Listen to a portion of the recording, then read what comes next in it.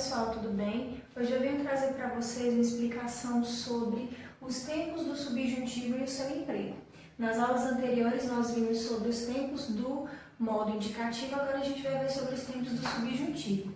Bom, para iniciarmos nós vamos ver sobre o presente. O presente, ele refere-se a fatos incertos, tá? Ele faz uma referência a esses fatos incertos tanto no presente quanto no futuro. Em relação ao presente, nós temos o seguinte exemplo. Duvido que José te ame, Clara. Então, aqui nós temos um verbo no tempo presente do subjuntivo. E no futuro, que é quando a gente tem uma expectativa, um desejo de que algo aconteça. Mas, como estamos falando de subjuntivo, que é algo incerto, pode ser que aconteça e pode ser que não aconteça. Então, olha só o exemplo. Rezo para que façam uma boa competição.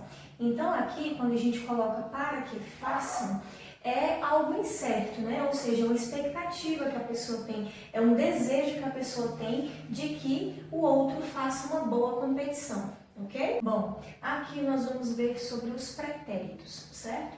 O primeiro pretérito que nós temos aqui é o pretérito imperfeito. Ou seja, é algo que você começou no passado, mas não foi concluído. Então, olha só, no pretérito imperfeito do modo subjuntivo, ele indica uma ação simultânea, ou seja, uma ação realizada ao mesmo tempo que o próprio tempo verbal da oração principal ou uma ação futura, tá? Então, tanto é uma ação simultânea, ocorrida ao mesmo tempo, quanto em relação a uma ação futura, em relação ao tempo do verbo da oração principal. Como assim? Olha só, temos um exemplo aqui. Esperava que ele vencesse o jogo. Aqui, na nossa oração principal, que é aqui o esperava, nós temos o verbo esperar no pretérito perfeito do modo indicativo, certo? Então, aqui nós temos pretérito perfeito. Quando a gente diz o restante, que ele vencesse o jogo, que ele vencesse se encontra no pretérito imperfeito do subjuntivo. Ou seja, o que aconteceu aqui? Aqui houve uma ação simultânea. Aconteceu o pretérito imperfeito ao mesmo tempo que aconteceu um pretérito perfeito do indicativo, tá? Então, esse daqui é um exemplo de uma ação simultânea dentro de um pretérito imperfeito. Aqui, como ele diz pra gente, que a gente poderia ter uma ação simultânea ou futura, temos um exemplo aqui de futuro. Gostaria que ele viesse à nossa festa. Gostaria se encontra no futuro do pretérito do modo indicativo e que ele viesse se encontra no pretérito imperfeito do subjuntivo, ou seja, aqui aconteceu uma ação no pretérito imperfeito do subjuntivo em relação a uma ação da oração principal, só que ocorrida num tempo futuro do modo indicativo. Então, esse daqui é o pretérito imperfeito do modo subjuntivo. Ele indica uma ação tanto simultânea quanto futura em relação ao tempo do verbo da oração principal. Professora, mas eu posso ter tempos diferentes e de modos diferentes dentro da mesma oração? Podemos, dentro do mesmo período, melhor dizendo? Podemos. Porque aqui é uma oração e aqui é outra oração, né? Então, a gente pode sim. Aqui a gente teve um pretérito imperfeito do subjuntivo e aqui a gente tem um pretérito perfeito do indicativo, ok?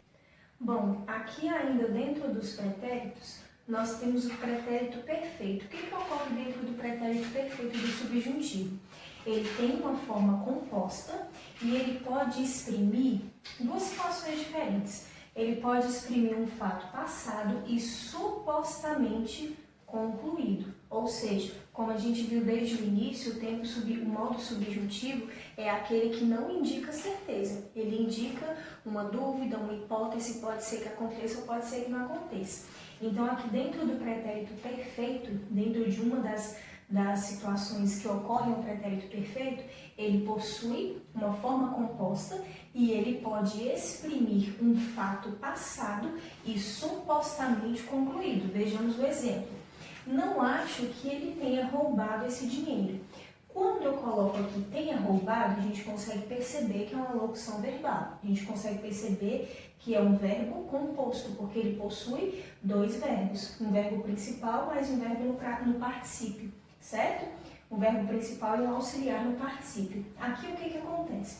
a gente consegue perceber que quando ele diz tenha roubado, não acho que ele tenha roubado, aqui a gente entende que isso é um fato passado, né? Que supostamente pode ter acontecido. Pode ser que a pessoa roubou, né? Pode ser que ela não roubou o dinheiro e, enfim, tenha ficado por isso mesmo, né? Agora a gente já tem uma outra situação, que o pretérito perfeito ele continua tendo a forma composta, só que ele pode exprimir um fato futuro, uma coisa que ainda vai acontecer, né? Concluído em relação a outro fato futuro. Mas como assim? Olha só.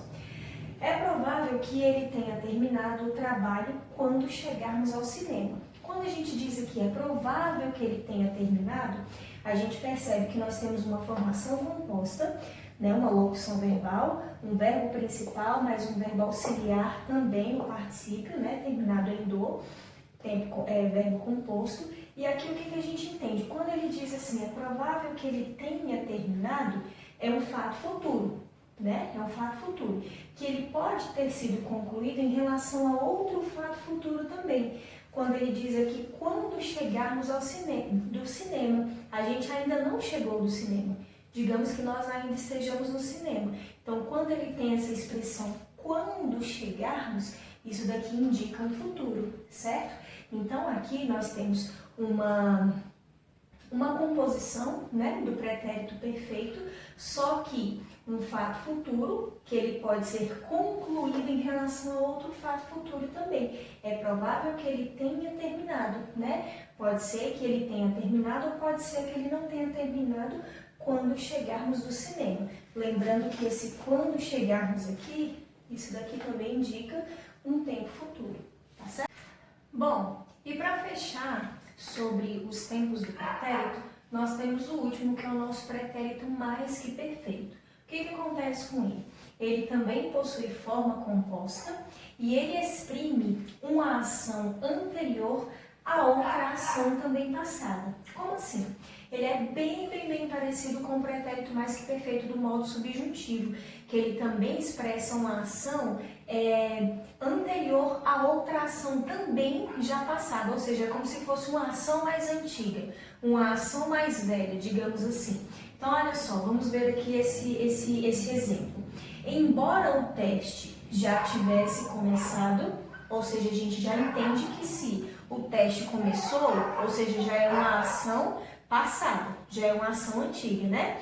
Embora o teste já tivesse começado, alguns alunos puderam entrar na sala, ou seja, o teste já havia começado, mas alguns alunos puderam entrar na sala. Então aqui a gente consegue perceber que tanto essa locução verbal, né, essa forma composta aqui do pretérito mais que perfeito do subjuntivo se encontra no tempo passado, a gente também percebe que o verbo poder, né, que está conjugado aqui como puderam, na terceira pessoa do plural, ele também se encontra no pretérito, só que do modo indicativo, tá bom? Então, o que acontece aqui? Essa nossa forma composta no pretérito mais que perfeito do subjuntivo é mais antiga do que essa daqui, que também já é passada. Então, por isso que nós a chamamos de pretérito mais que perfeito. Ou seja, é bem parecida com o pretérito mais que perfeito do modo indicativo, tá certo? Ok? Bom, e para concluirmos os tempos do modo subjuntivo, a gente finaliza com o futuro. No futuro, nós temos tanto o tempo simples quanto o tempo composto. O tempo simples, ele anuncia um fato que pode ou não ocorrer no momento futuro em relação ao atual, ou seja, em relação ao momento em que nós estamos, ao tempo em que nós estamos, né? Então, vamos lá ao exemplo. Quando ela vier à loja, pegará as encomendas. Então, assim, quando ele diz enuncia um fato que pode ou não ocorrer, já é uma característica de emprego de subjuntivo, né? Que é o emprego da incerteza. E ele diz isso, que pode ou não ocorrer num momento futuro em relação ao atual, ou seja, em relação ao momento em que a fala está ocorrendo. Então, quando ela vier à loja, pegará as encomendas. Quando ela vier, se encontra no futuro simples do subjuntivo, é algo que ainda vai acontecer, né? Pode ou não acontecer, e pegará as encomendas. Esse aqui já é um fato certo, né? O futuro do presente do indicativo, pegará as encomendas. E o próximo que nós temos e último é um composto, que no caso nós temos dois verbos, uma locução verbal, né? Verbo principal mais verbo auxiliar no particípio. Ele indica um fato posterior ao momento em que se fala, ou seja, um fato depois do momento em que a gente falou, né? Mas considerado concluído antes de outro fato futuro. Dá uma bagunçada na cabeça, mas vamos lá. Quando ele tiver saído do hospital, nós o visitaremos. Digamos que nós estejamos aqui numa conversa informal falando sobre alguém que está doente no hospital e que vai receber alta. E a gente aqui conversando, a gente fala, quando fulano de tal tiver saído do hospital, ou seja, estamos aqui no presente conversando, mas falando de algo que ainda vai acontecer. Quando ele tiver saído, né, do hospital, nós o visitaremos. Também em relação a um fato futuro, que esse daqui já é um fato certo, porque ele se encontra no futuro do presente e do indicativo. Então, o futuro composto do modo subjuntivo é esse. Ele indica um fato posterior, uma coisa que vai vir depois, ao momento em que se fala, depois do presente, né? Mas considerado concluído antes de outro fato futuro, né? Ou seja, aqui a gente já vai ter certeza que a pessoa vai sair do hospital. E a gente tendo essa certeza, a gente vai lá visitá-lo, ok? Espero que vocês tenham entendido. Qualquer dúvida, assistam novamente aos vídeos, tá? A todo o vídeo. Assistam novamente toda a explicação antes de fazer as tarefas e qualquer dúvida, entre em contato, ok? Beijo para vocês, fiquem com Deus e até o nosso próximo vídeo. Tchau, tchau!